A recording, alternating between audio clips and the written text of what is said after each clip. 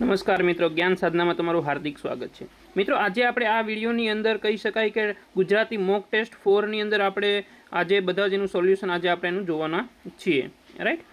તો વિષય ગુજરાતી પેપર 1 સમય 1 કલાકનો આપેલો છે। તમને જો એવું લાગે તો અહીંયા જે મેં નિબંધ આપેલા છે સ્ટોપ કરીને તમારી જાતે લખો, જાતે લખીને પછી આનું જે સોલ્યુશન છે એ તમે અહીંયા ચેક કરી શકો છો મિત્રો। ક્લિયર? તો પ્રશ્ન નંબર 1 છે કે નિબંધ લેખન 10 ગુણનું, રાઈટ, ને કે નીચેનામાંથી કોઈ એક વિષય ઉપર આશરે 200 થી 250 શબ્દમાં નિબંધ લેખન લખો, રાઈટ। મેં પાછો એક શોર્ટ વિડીયો અપલોડ કરેલો છે, એમાં તમને કહી શકાય કે સાંજે મોક ટેસ્ટમાં આવે છે ને સવારે એનું સોલ્યુશન આવે છે, તો એનું આ સોલ્યુશન છે મિત્રો। ક્લિયર?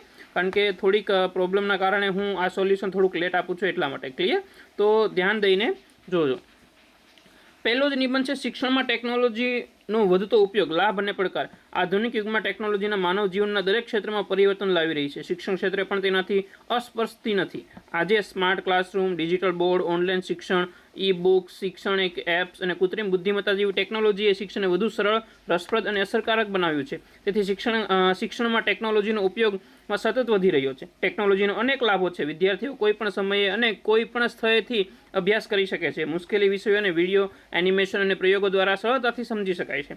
શિક્ષકો માટે પણ પાઠ્યક્રમનું આયોજન, મૂલ્યાંકન અને વિદ્યાર્થીઓની પ્રગતિનું નિરીક્ષણ સરળ બન્યું છે।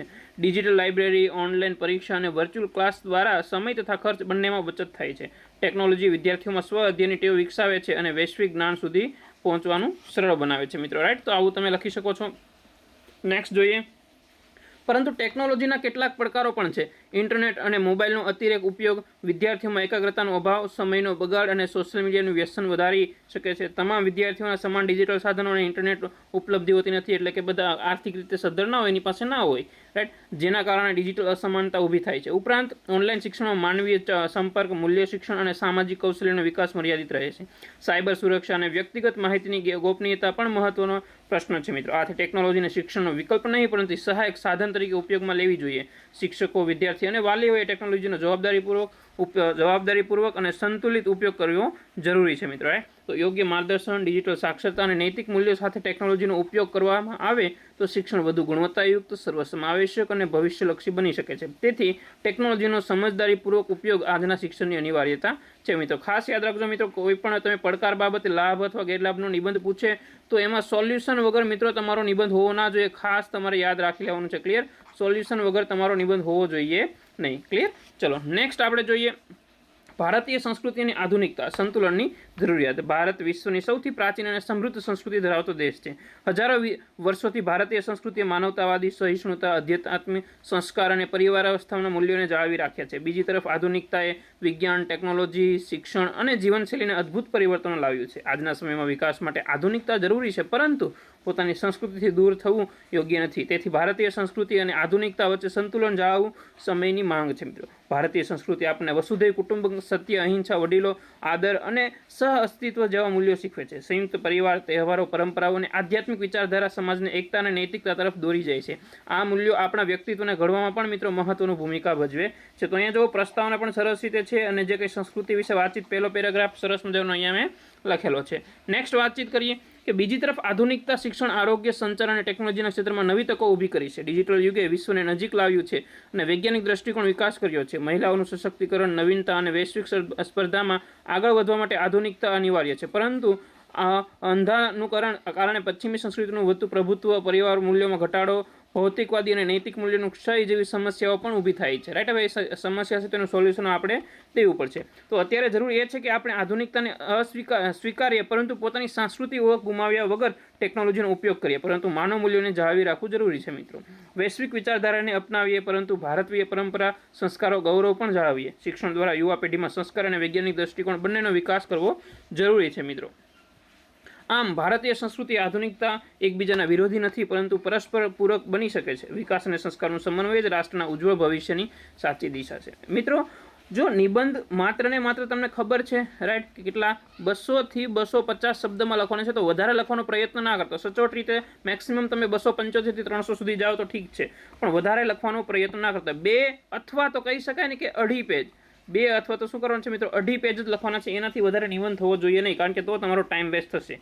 અને એક નિબંધ લખવામાં મિનિમમ તમારે 20 મિનિટ દેવાની છે, એનાથી વધારે દેવાની છે નહીં। ક્લિયર? ચલો પત્ર તરફ મિત્રો આપણે આગળ વધીએ કે તમારી શાળામાં ડિજિટલ લાઇબ્રેરી સ્થાપિત કરવા અંગે પુસ્તકો, કમ્પ્યુટર અને ઇન્ટરનેટ સુવિધા ઉપલબ્ધ કરવા જિલ્લા શિક્ષણ અધિકારીને વિનંતી પત્ર લખવાનો છે. કોને?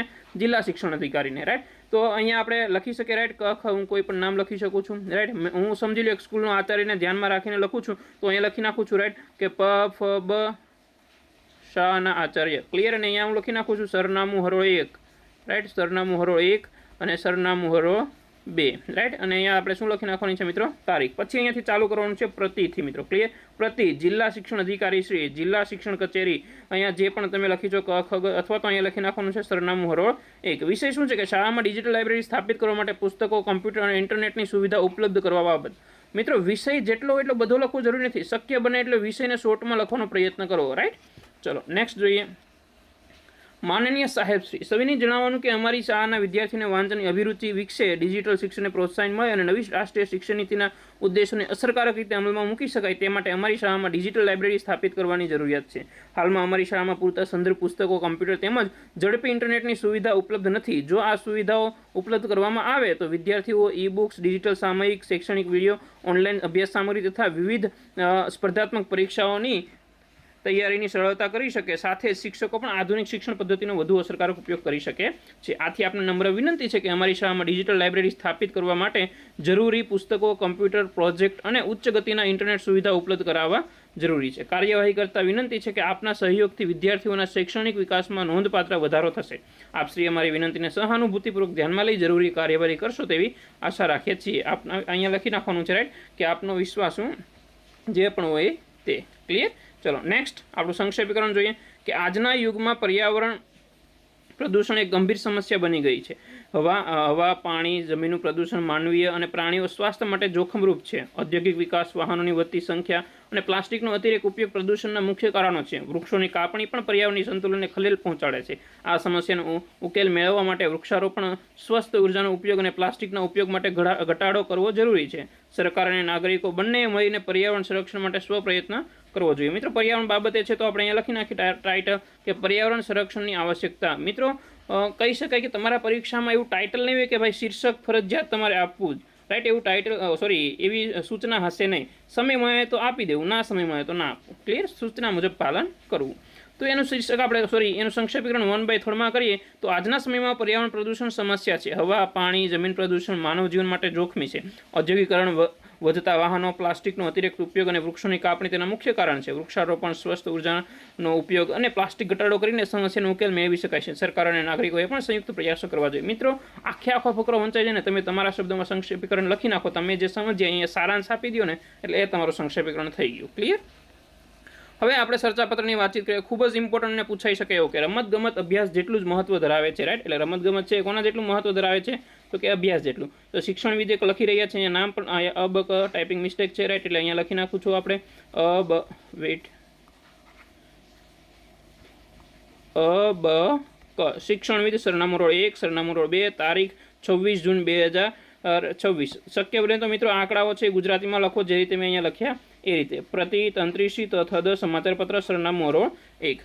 જોઈએ આગળ વિષય શું છે કે રમતગમત અભ્યાસ જેટલું જ મહત્વ ધરાવે છે મિત્રો. તો માનનીય તંત્રીસી આપના લોકપ્રિય સમાચારપત્રના માધ્યમથી હું શિક્ષણ જગતની એક અત્યંત મહત્વની બાબત રમતગમત અભ્યાસ જેટલું જ મહત્વ ધરાવે છે તે વિશે મારા વિચારો રજૂ કરું છું. આ વિષયના મહત્વને ધ્યાને લઈ એક મેં ચર્ચાપત્ર તૈયાર કર્યો છે જેને આપણા પ્રતિષ્ઠિત અખબારની લોકવિચાર કોલમમાં સ્થાન આપવા નમ્ર વિનંતી. આભાર. 6 લિખિત અબક શિક્ષણવિદ અને બિડાણ ચર્ચા પત્ર. મિત્રો ક્લિયર. આ ફર્સ્ટ પેજ તમારું ક્લિયર. હવે સેકન્ડ પેજમાં તમારે ટોપિક વિશે 3 પેરેગ્રાફ મિનિમમ તમારે લખવાના છે મિત્રો. ક્લિયર. તો આજના સ્પર્ધાત્મક યુગમાં શિક્ષણને ખૂબ જ મહત્વ આપવામાં આવે છે પરંતુ રમતગમતનું મહત્વ પણ એટલું જ છે. વિદ્યાર્થીના સર્વાંગી વિકાસ માટે અભ્યાસ અને રમતગમત બંને એકબીજાને પૂરક છે. માત્ર પુસ્તકીય જ્ઞાનથી જીવનમાં સંપૂર્ણ સફળતા મળતી નથી. શારીરિક, માનસિક અને સામાજિક વિકાસ માટે રમતગમત અનિવાર્ય છે.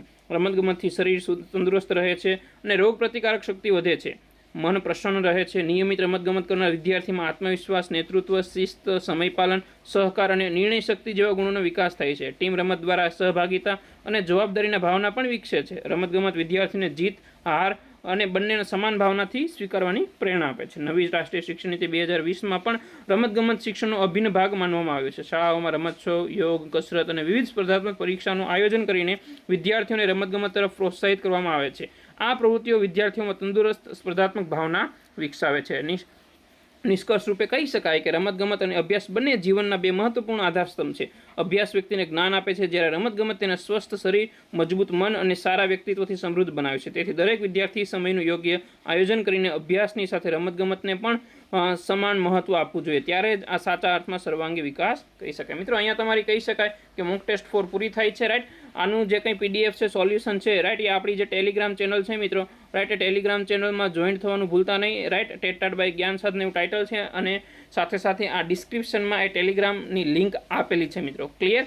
અને બીજી વાત કે આપણું જે હજી એક મોડલ પેપર, કુલ મોડલ પેપર 5 આવશે. કુલ કેટલા આવશે મિત્રો? 5. ઓલરેડી આપણે કેટલા અપલોડ કરી દીધેલા છે મિત્રો? 3 વિડીયો આપણે ઓલરેડી અપલોડ કરી દીધેલા છે. તો જે મિત્રોએ 3 વિડીયો ના જોયા હોય તો એ જોઈ આવે એક વખત. રાઈટ, અને જે ચોથું છે જે રાઈટ, એ કહી શકાય કે આપણે ક્યારે આવશે મિત્રો? કે 25 તારીખની આસપાસ ચોથું આપણું પેપર આવશે. અને ખૂબ જ તમારો સારો કહી શકાય કે રિસ્પોન્સ છે મિત્રો. રાઈટ, એટલે અમને પણ મહેનત કરવાનું મન થાય અને સારું એવું કન્ટેન્ટ તમને આપવાનું મન થાય. અને આ બધી જ પીડીએફ તમને ફ્રી મિત્રો મળી રહેશે. ક્યાં? તો ભાઈ આપણી ટેલિગ્રામ ચેનલમાં. તો જોઈન્ટ ના કરી હોય તો કરી લેજો. રાઈટ, સબસ્ક્રાઇબ ના કરી તો સબસ્ક્રાઇબ કરી લેજો. શેર કરજો તમારા મિત્રોને. રાઈટ, તો ધન્યવાદ. જય